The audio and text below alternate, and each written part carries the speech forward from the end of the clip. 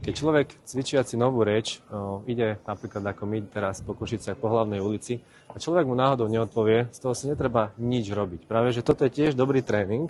Aj v živote to tak je, že nie vždy dostanete odpoveď, aj keď rozprávate plynulo. Ľudia vás niekedy ignorujú. Takže toto je tiež veľmi dobré cvičenie na to, aby ste si aj toto vytrénovali, ale treba stále dopovedať tú myšlienku, ktorú my máme, ktorú chceme vytrénovať.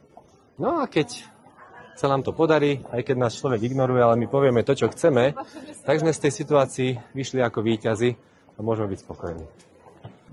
Odvaha sa buduje na ulici úplne jednoduchým príkladom. Ako napríklad otázkou, kde je autobusová zastávka. Ideme si to teraz ukázať.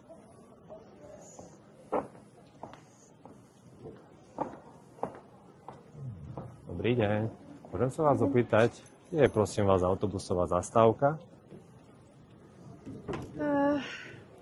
Na konci hlavnej, keď je ako námestie Osloboditeľov, ešte kus musíte ísť.